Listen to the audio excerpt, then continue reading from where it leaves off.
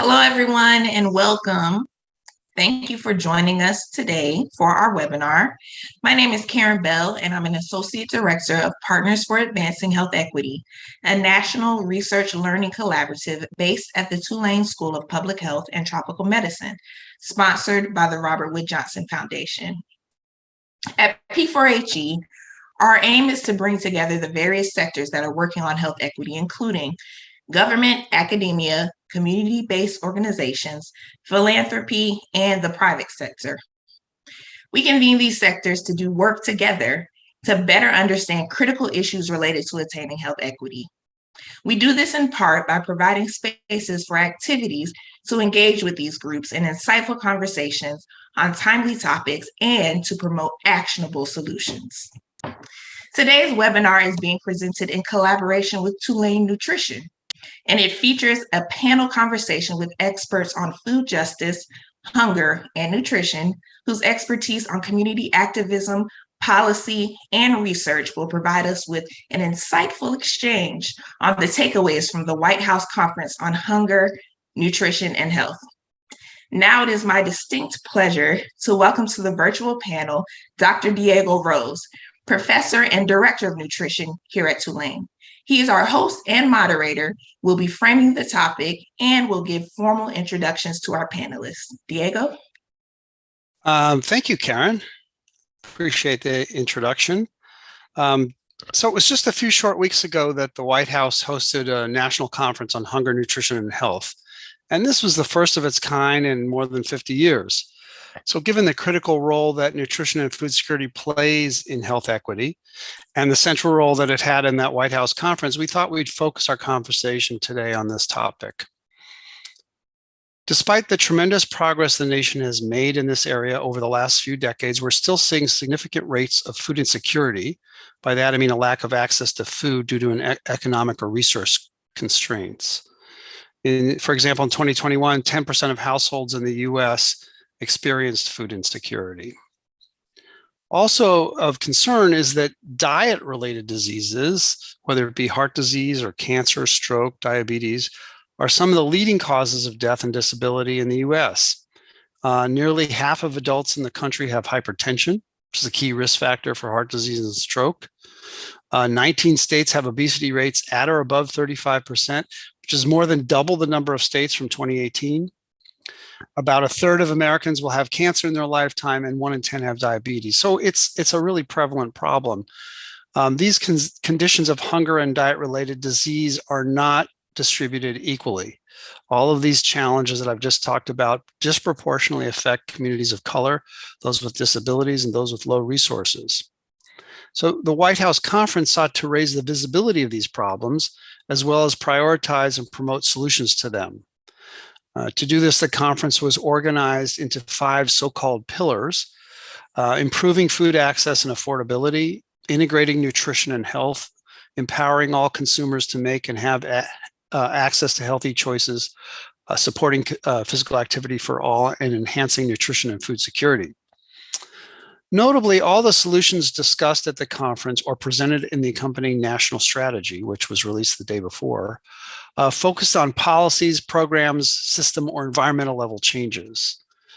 And in today's conversation on next steps, we want to focus on the first 3 pillars of this conference concerning improving food access and affordability, integrating nutrition and health, and empowering consumers. So you can join this conversation with your questions and comments through the chat and beyond this webinar on Twitter by using the hashtag partners4HE. We've also set up a mural board. A link to it is available in the chat, where you can answer some discussion prompts and share your thoughts about this conversation. So we're excited to have you here. And now I'd like to introduce our panel for today. First is Elisa Munoz, who is the Executive Director of the New Orleans Food Policy Action Council, a nonprofit that shapes public policy to improve equity, opportunity, and collaboration in the New Orleans local food system. We also have with us Dr. Jasmine Ratliff, aka Dr. Jazz, who is the co-executive director of the National Black Food and Justice Alliance. This is a coalition of Black-led organizations aimed at developing Black leadership, supporting Black communities, organizing for Black self-determination, and building institutions for Black food sovereignty and liberation.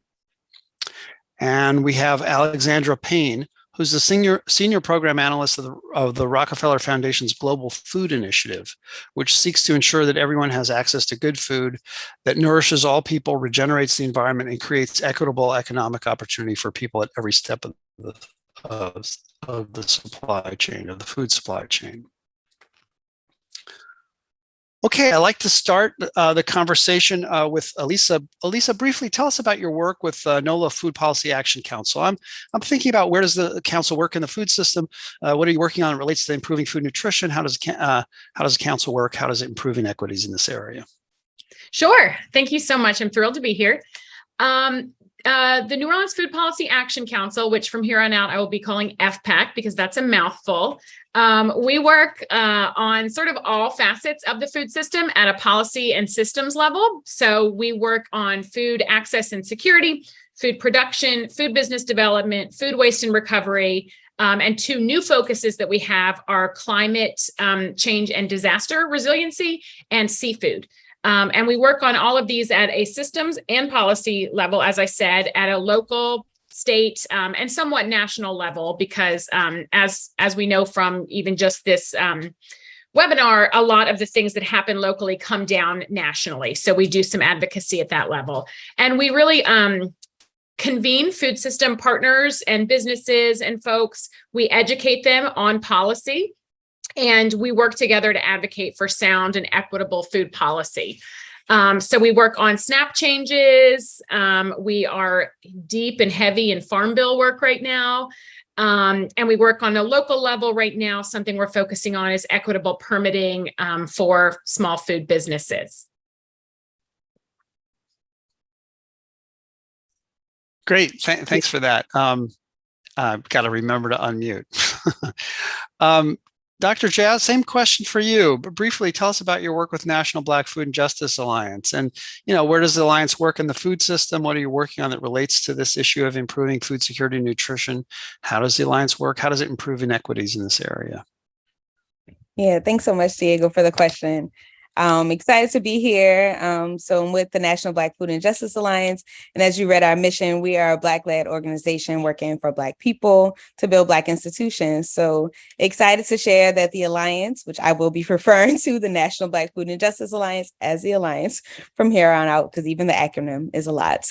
But we are currently over 50 member organizations, and we represent hundreds of urban and rural farmers, organizers, and land stewards, and they're based in Eastern, Midwestern, Southern, and Western regions of the United States. So all throughout the United States, we're national, and we're working together to build this intergenerational urban and rural alliance of organizations. And we do that by mapping, assessing, we train land stewards, and we're deep in the organizing framework and foundation of organizations. We're also doing some institution building and advocacy work that protects Black land and advancing food sovereignty. And which is a lot, I would say theory-based, but on the ground, it really looks like supporting Black farmers to ensure that they have what they need to continue the work. And a part of that is also ensuring that they have the language that they need. So collectively, we define things, and we have a list of Black food terms. And I know we keep mentioning food sovereignty, and I just want to share from our lens at the National Black Food and Justice Alliance what that looks like. And it's food sovereignty is entailing a shift away from the corporate agricultural food system and towards our own governance of our own food systems. And it's about our right to healthy food produced through ecologically sound and sustainable methods, and with the right to define and ultimately control our own food and agricultural systems. So we're shifting away from an exclusively rights-based framework to one of governance that puts the needs of those who work and consume at all points of the food chain at the center, rather than demands of the food corporations and markets. So I'll add that to the chat, but also I'll add our link to our live glossary that feel free to, live and breathe and check it out. Dr. Jazz, thanks for that. Great introduction to your organization and your work. And Alexandra, can you give us a brief introduction on the Global Food Initiative? Same questions as for the other panelists. Where does the initiative work in the food system? What are you working on that relates to improving food security and nutrition? How does the initiative do its work? How does it improve inequities in this area? Sure, great. And thanks for having me here. I'm super excited. I'm a Tulane alum, so it's great to be here with everybody in general, but also great to be back with my alma mater. So Rockefeller is a global initiative. I'm going to focus on our domestic work today, but just to say a lot of our goals are framed in a global stance. We have a team in Africa doing programmatic work. We have an international team that deals with sort of more major global agencies and leads big research. But domestically, we work both at sort of a local place-based level and then at a state and national level in terms of policy. Some of you may have seen at the beginning of this year, right when I joined, we moved into a new strategy to sort of nourish people and the planet. It was $105 million committed over 3 years to access to good food. And so good food for us means food that's nourishing, food that's equitable, food that's regenerative. We play hardest in those first two areas, mostly because regenerative is still something that's being defined. We're doing some of the work to help different groups create that definition. But for us, nourishing means access to affordable, healthy, culturally appropriate food. And equitable means different things in different geographies. But in the US, for us, we're really focused on BIPOC populations, gender disparities, lifting up underrepresented voices and really lived experiences. And the guiding star for us in all this work right now is, one, improving the dietary quality for 500 million people who are underserved and increasing opportunities. And that's across 10 years, because we recognize that like a 3-year strategy is one thing to invest in, and a 10-year timeline is really where you see the trail off of what's happening. So we basically do that by investing in both public and private capital and trying to push them to prioritize good food based on a concept called the true cost of food. So we did a study in 2021. It looked at what the cost in the US of every dollar of food spent was, and what our findings were basically that for every dollar we spend, there's $3 of cost in terms of negative health outcomes, social outcomes, environmental outcomes. So we're working against that. And we work in 3 pillars. We work across data and science, and that's kind of like an overarching pillar where we're trying to do reports and fund studies and trials to really provide proof points to improve policy, improve program implementation. We work in policy advocacy work, so we cannot lobby as a philanthropy, but we can provide advocacy support. And for us, equity in that looks like raising up voices who don't normally get to participate. So funding advocacy organizations that bring grassroots and lived experience to the table, changing the strategy of who's allowed to participate, but also like what we're allowed to talk about in those conversations and who defines what's talked about in those conversations. And maybe later when we get into the conference itself, we'll talk a little bit more about that. Our other big advocacy piece is through Food is Medicine. That's an entire portfolio of its own. For those who don't really know, it's basically this tie between nutritional health and overall health. There's a big spectrum. We work mostly in produce prescriptions, which means you can go to your doctor and you will get a prescription for food that's preventative in the same way that you would get a reactionary prescription to medicine. We do that work by building partnerships with payers, community groups, kind of bolstering existing FIM programs, and then working in policy and regulatory infrastructure, and then finally really trying to provide the proof points so that payers will come in and pay for these programs. And the last portfolio, and I know I'm probably running to time here, is our procurement portfolio, which is where I sit the most, which is trying to influence anchor institutions. So universities, schools, any sort of healthcare provider, correctional institutes, to buy value-based food with the basic idea that it's something like $120 billion of food is purchased by institutions every year. And if we can influence that, we have a giant amount of support that we can give to improving diets, but also shifting who that food is procured from. So creating opportunities for farmers on the ground. We do that again through technical support and capital support for those farmers and implementation support at an institutional level. I think that was a mouthful, and I think that probably gives us a lot to talk about. Thanks, Alexandra. There's a lot of good details in there, and it's appreciate your coming forward with all that. I wanted to ask, before we get into some specific questions, I wanted to ask just a general question. I don't know if y'all are going to have any responses to that, but did anybody have an overall reaction to the White House conference or an overall reaction to the national strategy that you'd like to share?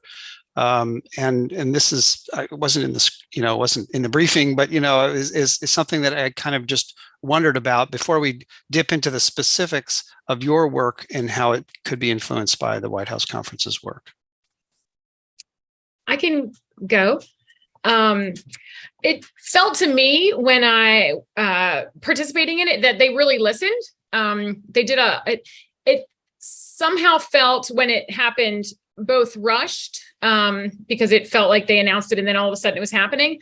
But then when the priorities came out, it felt like they had really been doing a lot of work asking people on the ground, what are the needs? Because a lot of them are feel very it's stuff we've been working on and stuff we've been saying that we need for a while. And frankly, I was surprised by some of that and the detail to which it felt informed by people like on the ground. Yeah. Anybody else have any broad comments about that? No. I mean, I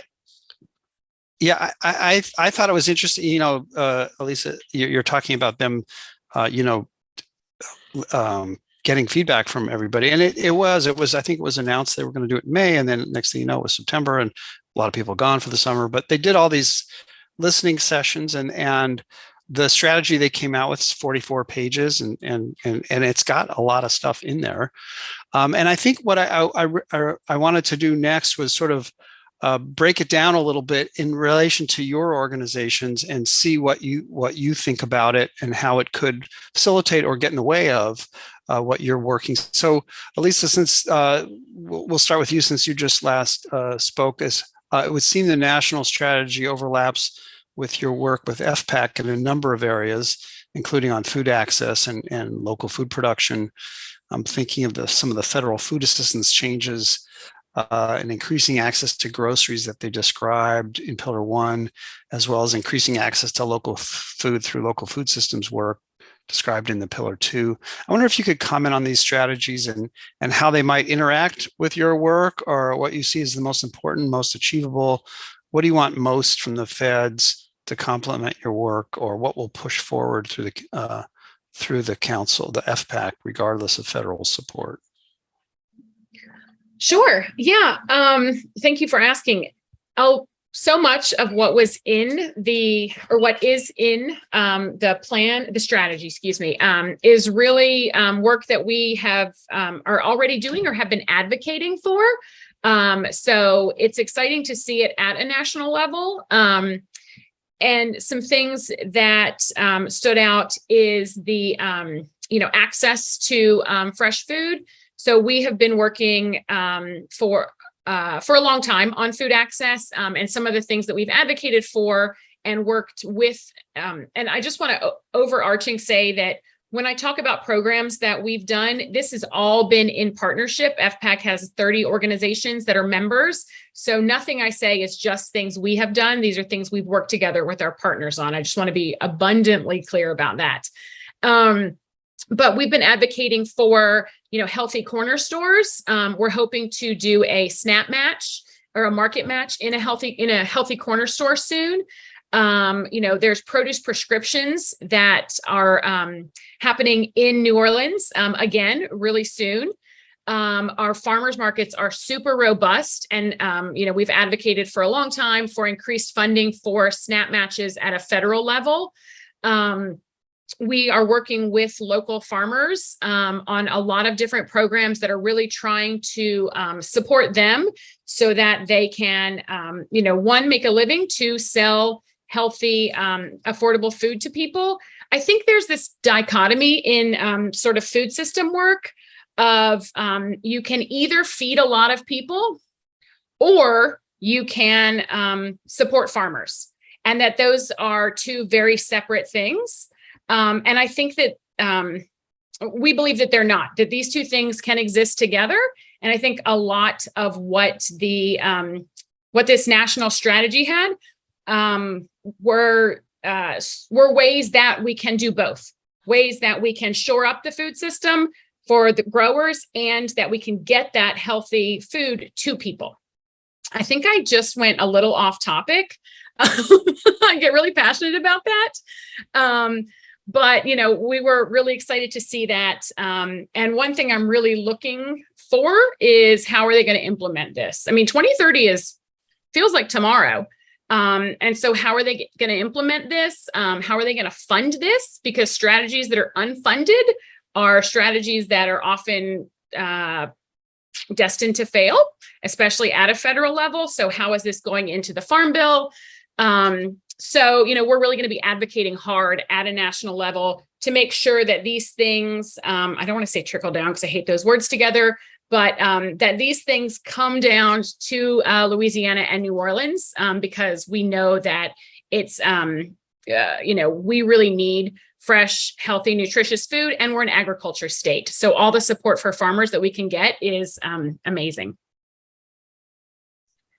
Yeah, that's great. That's really interesting. And I think it's the whole implementation thing. And I think we'll talk about that in a little bit. How do we get from a strategy to a reality? But I wanted to go next to Dr. Jazz and get your reaction on how the national strategy can interact with your work. It talks about food sovereignty in there, but in my reading of it, and I could be wrong, but in my reading of it, it's mostly applied to tribal communities. There's also discussion of investing in community and economic development and increasing access to local food. I wonder if you could comment on these strategies and how they might interact with your work. What do you see as the most important, most achievable? What do you want most from the feds to complement your work, and what will you push through the Alliance regardless of federal support? Yeah, lots of questions, lots of thoughts. I guess I'll try to streamline. I have a few notes, so I'll try to stay on topic here.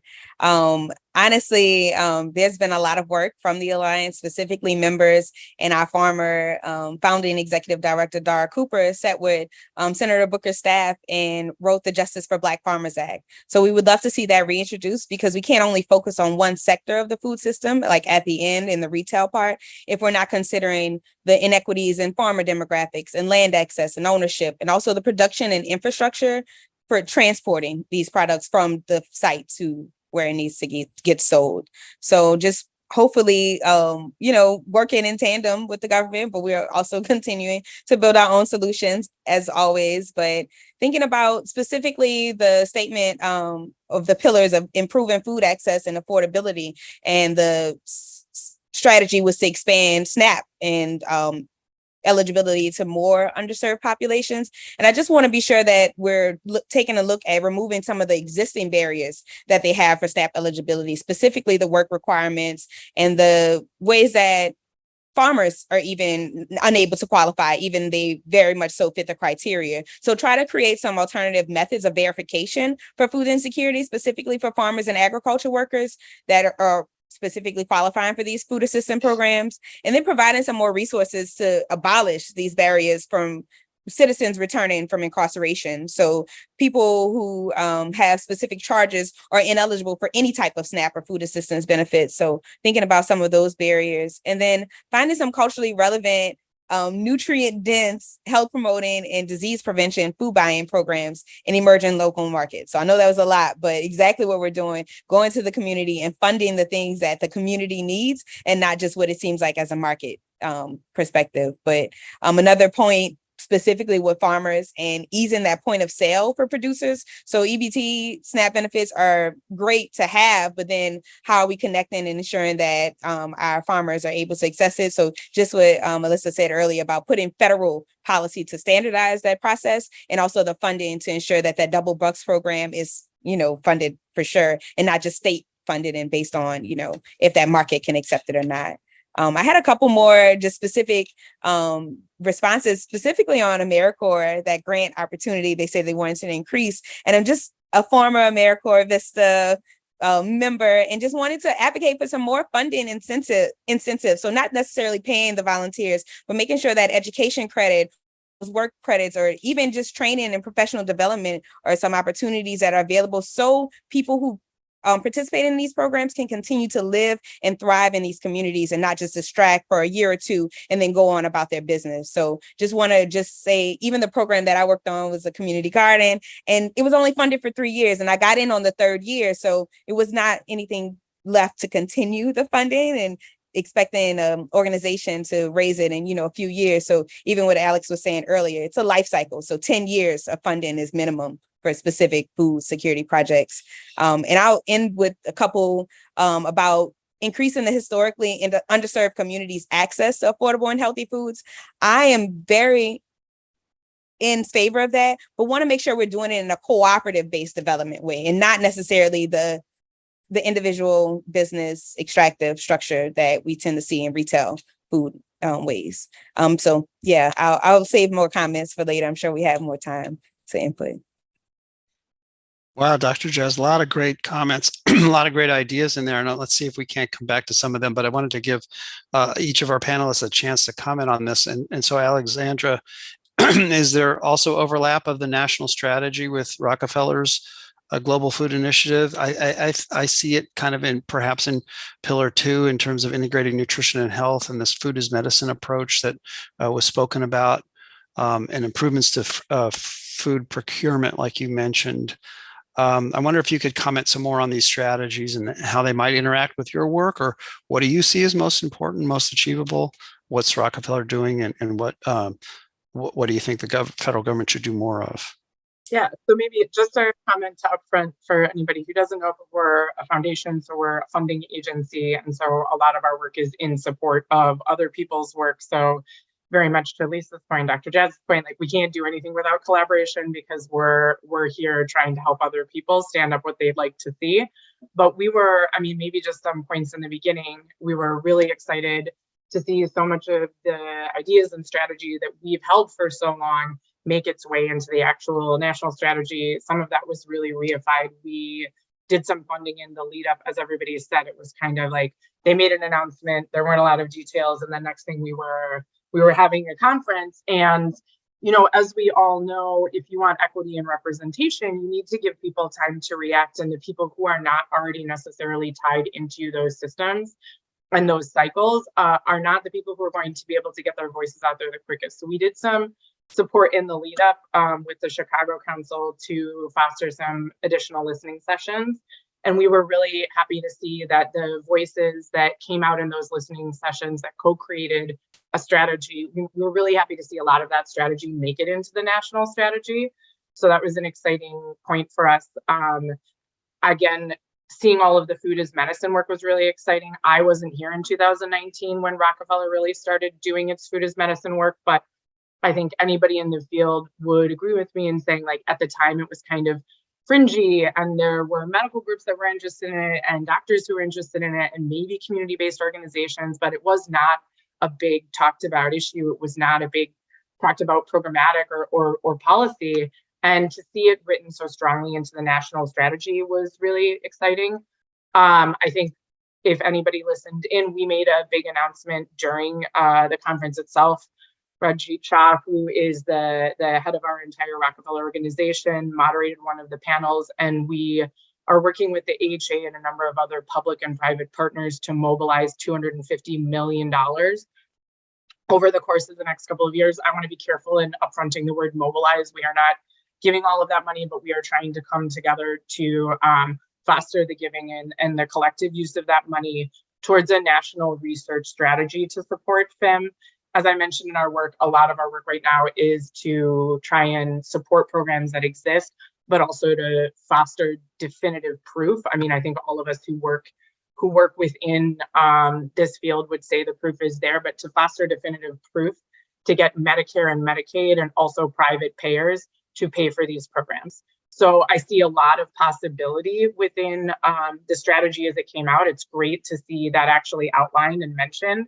I think the question there for me in moving that forward will be CMS really giving guidance. I mean, a lot of states some states are already using these waivers to pay for these programs, but more states could be, and what they're waiting for is an understanding, guidance, and technical assistance from CMS. So after all of this happening, I really want to see, I want to see the government step in and do that. Like right now, there is a lot of USDA funding going to double up the dollars for produce prescription programs, but there is a time span attached to that. And so I think one of the really big things that's also been talked about already by all of the other speakers is really ensuring that these dollars are continued, that there are dollars there, that it gets written into policy, that we see it in the Farm Bill, but also that we see it in the Farm Bill in a meaningful way.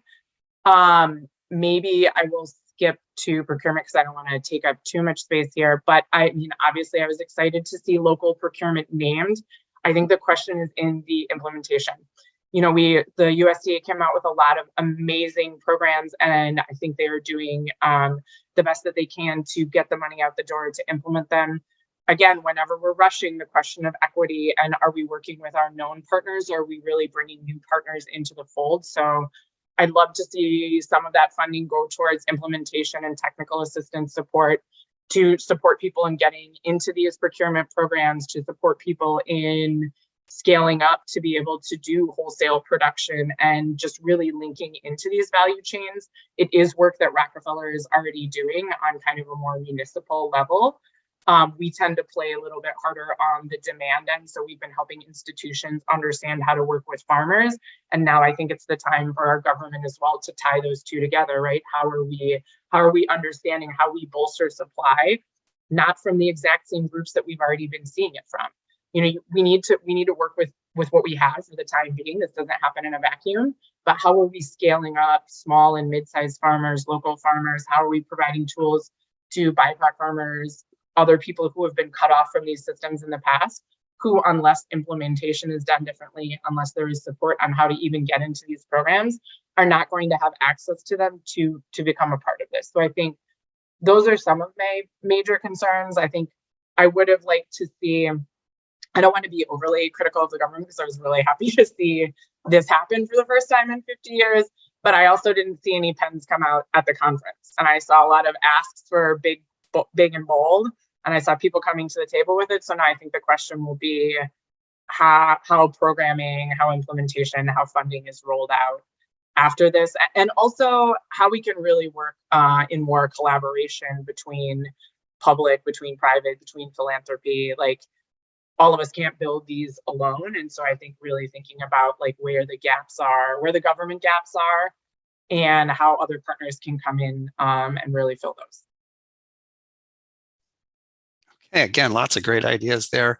One of the things that occurs to me as we're talking is that each of you works in the food system, or works with your organizations, work in the food system in different ways, in different roles, in different places.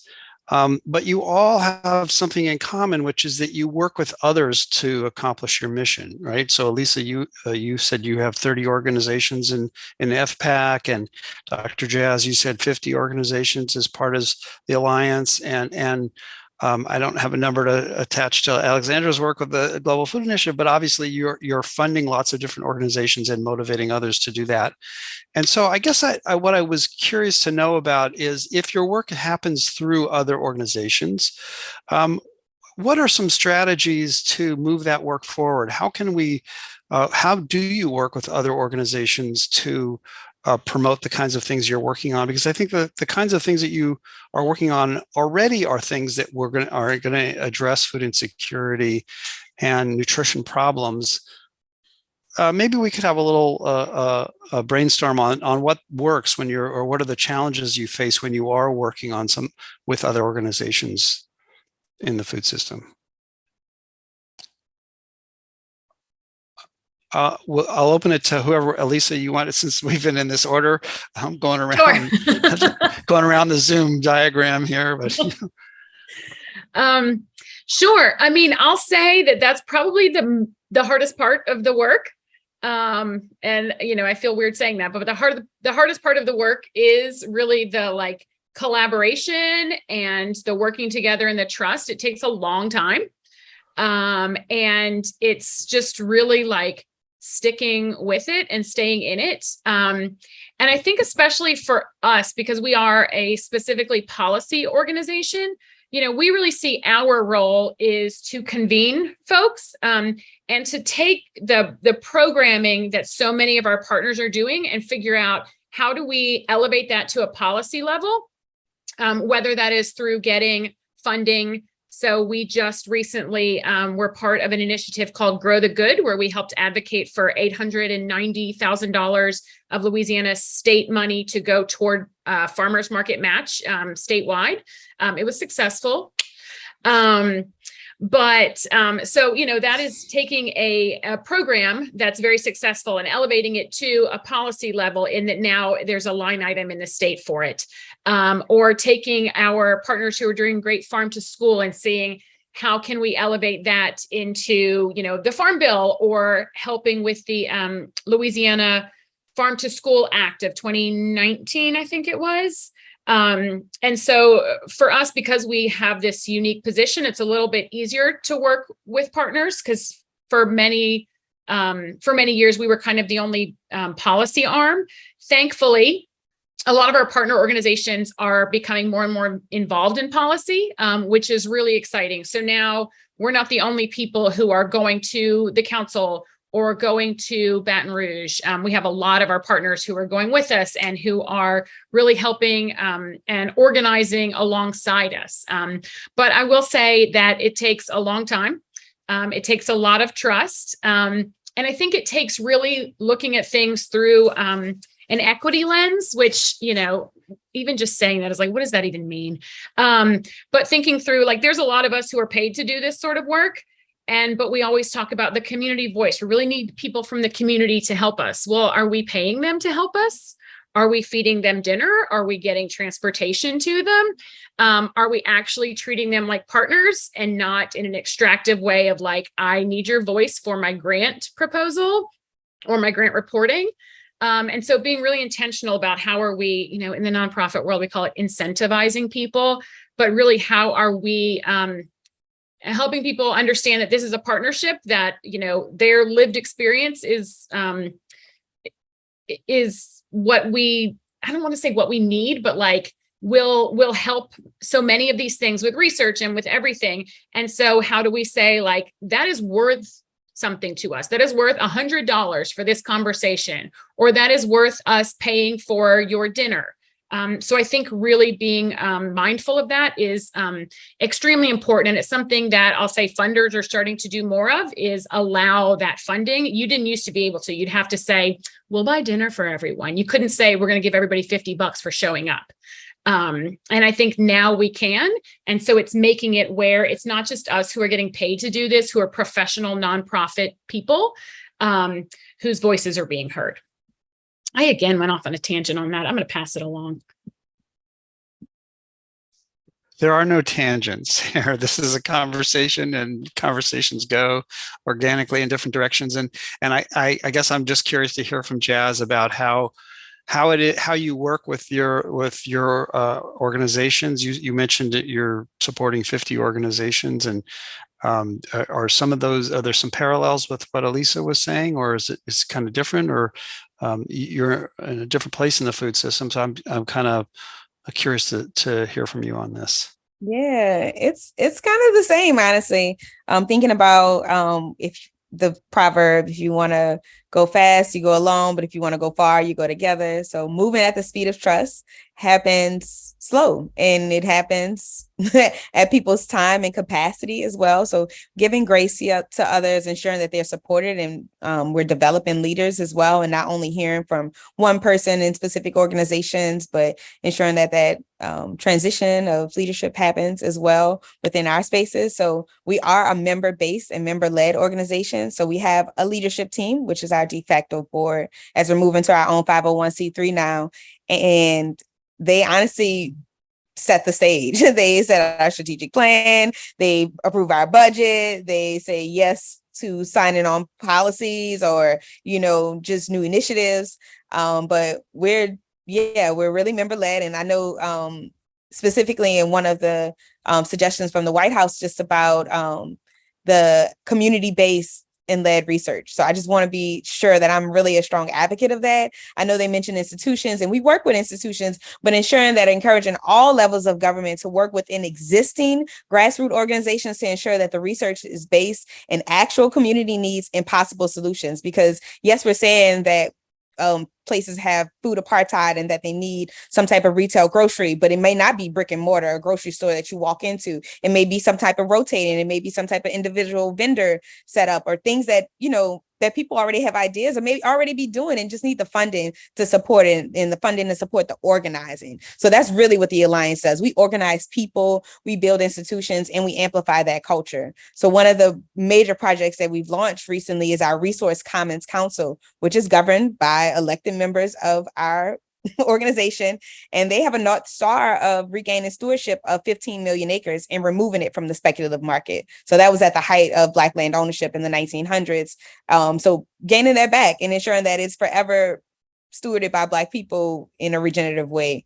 We've also continued to build our Black food map with Black farmers and organizations and institutions. People want to know where they can get food, what types of food, how to contact people. They also want to know about co-ops and about other institutions who have land stewardship programming and training. So this is all on our Black food map. I'll definitely drop a link.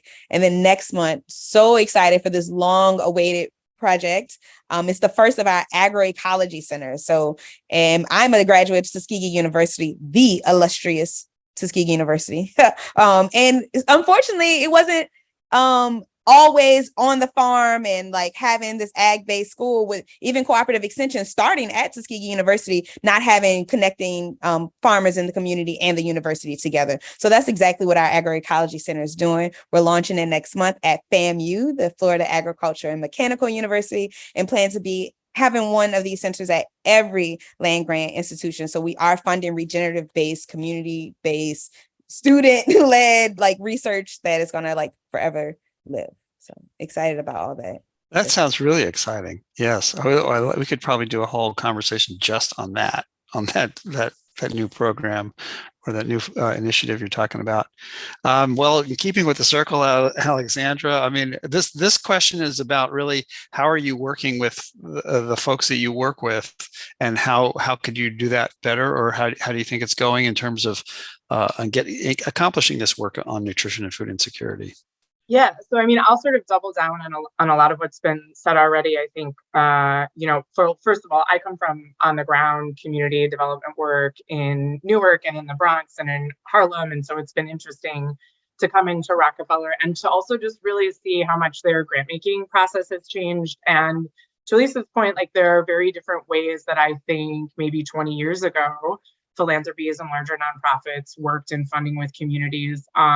And I would say that within my team, I can't speak for all of our large philanthropies. There is really a lot of focus in that relationship development, and not just our relationship with our grantees, but really also funding their network and relationship development, and understanding that like Rockefeller is also a name. When I walk into the room, I'm a funder, and so I have to be delicate with how I tread, but that also gives me the power to lift up other people, to put them in rooms that they might not otherwise be in, to help them develop, to be really, Rockefeller is a great convener and really helps to bring people together. So one thing that we're doing is in almost every grant that I've been on that's an on-the-ground grant is we're also funding the like network development, technical assistance, what I would call like soft infrastructure, and funding people's time with respect to like understanding that relationships take time, understanding how to talk to different groups of people takes time, in community differences take time to meld over.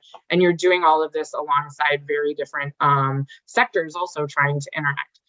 I mean, one of the other ways that kind of equity and power shifting is showing up in our work is in changing how we're doing some of our granting, especially within our procurement portfolios. So we are still very heavily working in collaboration with people, but we're trying to cede more and more power by funding in a more pooled manner. So we made a recent grant to the EFOD Collective, that's the Equitable Food Oriented Development Collective. So they're a practitioner-led group and network that basically supports food systems workers and farmers in developing their business, but a very big tenet of that is local asset development. So they only fund groups that are also helping to develop local assets and local skill sets. And then another that we're helping to stand up, actually, we just recently announced, is Growing Justice. It's also a practitioner-led fund. Right now, we're working to catalyze about 50 million in support. And the focus is really for this inclusion of Black communities and BIPOC communities in food procurement. But I think the thing that's interesting about both of those organizations or funds is that they're meant to be practitioner fund design and practitioner grant making decisions. So we're working in community people, but we're saying the people on the ground and in these practitioner networks should be the ones deciding where these funds go, what the process of that funding is, what the agreements are around that funding, what the requirements are for local asset development. And I think that's really important. I come from a background and sort of more socialist background that says that like maybe philanthropy shouldn't exist, but we live in a world where it needs to. And so I think we need to think about how we're ceding power to people on the ground. There is a power in what Rockefeller does in being able to shift at a different level. But it's also a question of how we work in partnership with communities to develop that trust that says where we can, we are ceding this to the people who are experts, and we work with universities and on the ground organizations, right? Because we recognize that sometimes people are technically trained in a way that's going to be helpful, or that they, as policymakers, know how to communicate in a specific way. But if they aren't communicating the right things, if they aren't studying the right things, if local people aren't involved in that, then if we're not co-creating, what's the point of what we're doing? We're never going to solve the problem. We're going to put tons of money into exacerbating it, which is what we've done for a very long time. Now, I think I've gone off topic, but like what I would say is I do think that many ways in which this strategy, kind of to put a bow tie on it, has come about are promising. Now, lots of promises fall through. We have to get through the midterms. We have to see what's happening. We have to see who our real partners are going to be and where the funding is. But I do think that it gives me hope that we are moving towards a way of working in partnership, both at Rockefeller and sort of federally, that will allow for better policy and program development. Great. I mean, it almost sounds like if we could get the Black procurement fund procuring foods from the Black farmers, we could, sort of get some collaboration right here on the Zoom call to make some things happen. I guess yes, we'll exchange contacts. Yeah. I guess so Dr. Jazz talked about the importance of moving at the speed of trust, that things take a while and you have to build that trust. And Elisa talked towards the beginning about the strategy is nice on paper, but what's going to happen to it? It doesn't help if it doesn't come through. And I think you were talking about that too, Alexandra, just now. So I want to talk about this idea that if we need to move things, if change is slow and it takes a while to make these changes and you have to build trust, how do we do that with a strategy, or what happens to the strategy now?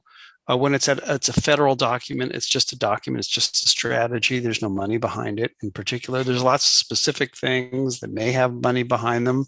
But I want you to think about this time frame, because when you're in Washington, it's every 2 years, there's another election, and 4 years for the presidency. And who knows what the future is going to bring on November 8th, for example, or in 2 years from now. And I want to talk about how do we move forward, given the importance of moving slowly, but also given the fact that the time frame on this, there may be a shelf life on this strategy, and what do we do next?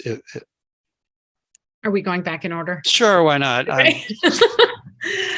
2 words: Farm Bill. Actually, 4 more words: Child Nutrition Reauthorization Act. I think it is a beautiful document that we now have to make sure actually does something. And we have policy opportunities right now. The Farm Bill will be reauthorized in 2023. I'm sorry, my 6th son is eating Cheerios behind us. I apologize for that sound. So the Farm Bill is coming up. And a great many of these things are in the Farm Bill. If you're not familiar with the Farm Bill, please get familiar with it. I'm going to drop, we just did a webinar on the Farm Bill, so I'll drop that in the chat, but it should be called the Food and Farm Bill. It governs so much of our food system, and so many of these things can be put into it and can be funded through it. So I do think that they released this in a strategic time right before the Farm Bill. And then the Child Nutrition Reauthorization Act, it's supposed to be reauthorized every 5 years. It's been since 2010, perhaps, that it was reauthorized. And that governs school food and a lot of the ways that we feed children. So a lot of this can go into the Child Nutrition Reauthorization Act as well. So I think our job right now, or my job right now, is to really get information out about how people can advocate for a sound farm bill and for all of these things in the Farm Bill. And everyone's job is to be advocating for these things to be included in that, because we have an opportunity right now, a mechanism to get these things put through and funded. Okay, so mobilizing our political influence to affect national legislation. Dr. Jazz, how about you? What do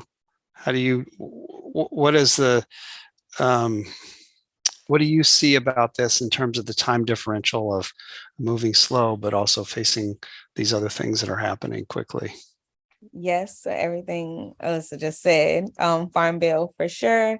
I also mentioned the Justice for Black Farmers Act, reintroducing that, and there's some legislation and funding specific requests about land and land stewardship trainings and funding specific grassroots organizations to ensure this is a long-term project. I know the timeline right now from the White House is 2030, but I think that may just be for getting started. I don't know if we'll solve hunger by 2030. It's a very big quest, but I do think we can lay the foundation. I do feel that some institutions can be, if not already started, funded to be started to ensure that this funding does not go away once we do have more elections. And, it's a scary time when things go up to vote. So if it's not already implemented before and in a process that is like longstanding and stamped, like the Farm Bill, and other ways that we can implement this, not just in the federal as well. I want to continue to hold our states and our local municipalities accountable. I'm excited to be in New Orleans, born and bred here,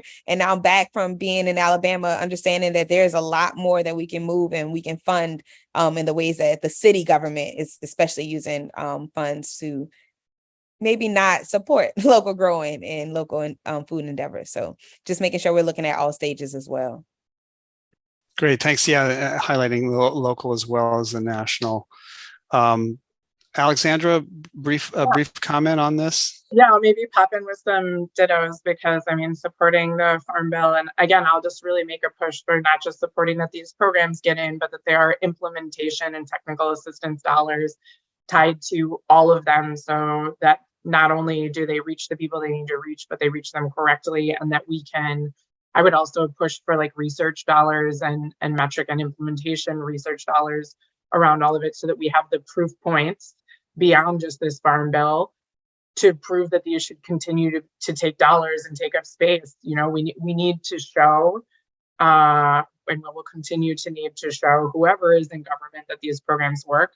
I also think like a push for what's going on with the federal food service guidelines. Great, they're voluntary and they're there and they're being improved, but I would love to see some more power behind them. I would love to see them become mandatory, And then to Dr. Jazz's point about thinking about the local, I do think like up in the air about what's going to happen with the Farm Bill. We need to push for a lot of things and unsure what's going to happen. But outside of just federal dollars, there are ways that we can impact more quickly on the local, at a personal level. I'd love to see more push within procurement to get rid of like lowest bid guidelines, which for people who don't know is the requirement that in municipal procurement and state procurement, many states have rules that say you have to take whatever the lowest viable option is, which really prevents values-based procurement, but also like health-based procurement.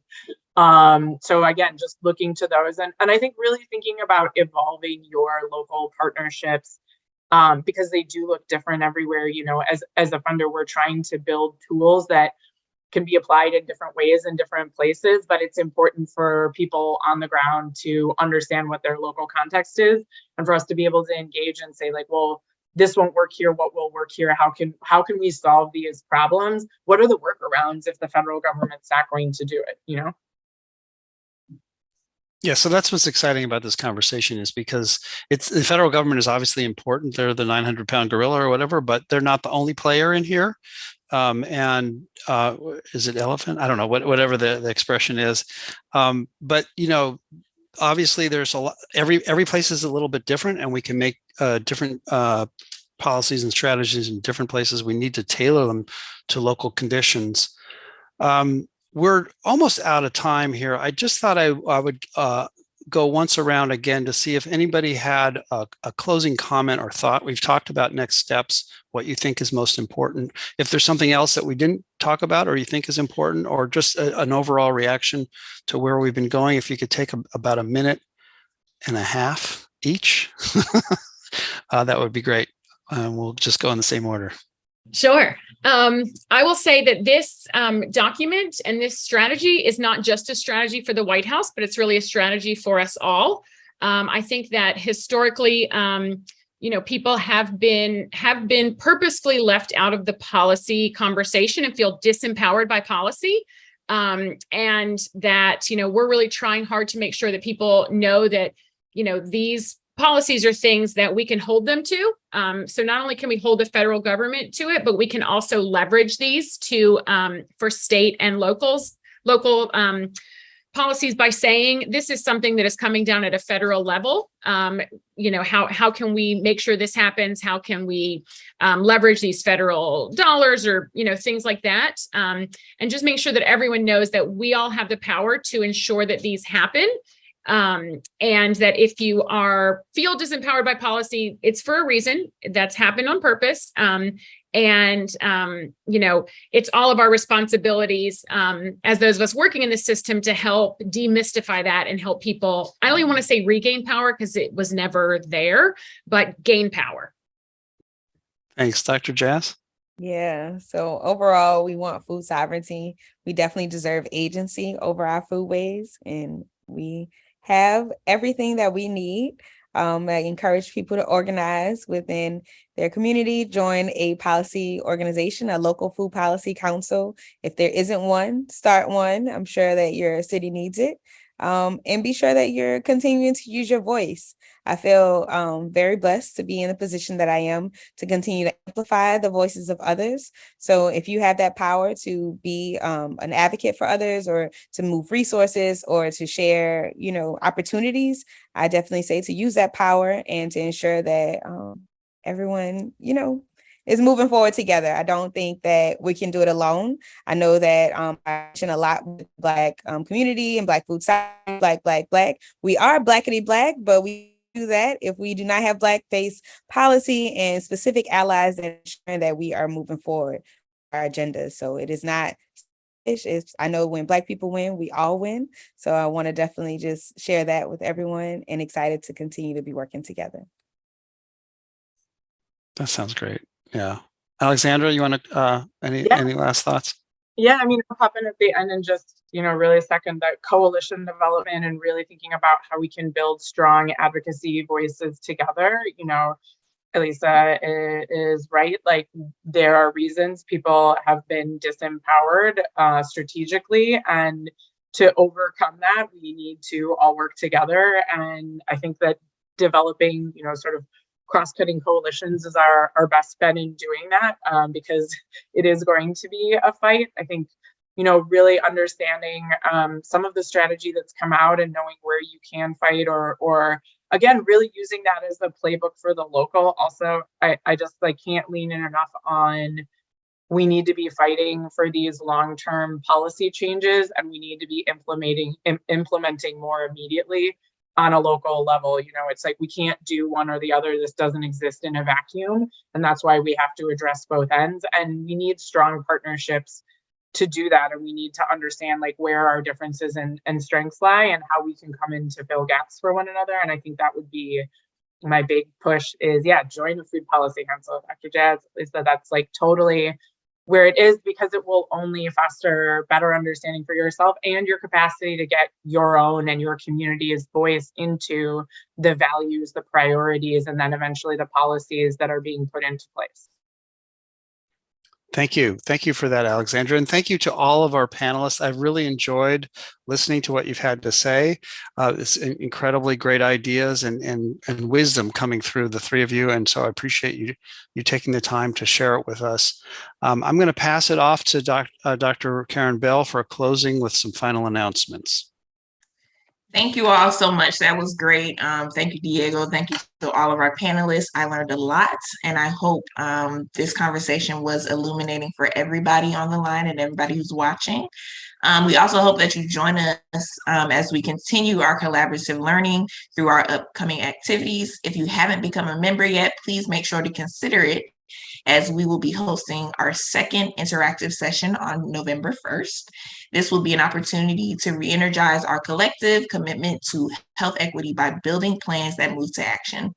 Also, please mark your calendars for Tuesday, November 15th at 1 p.m. Central Time for our next webinar on immigration and health perspectives on research and practice.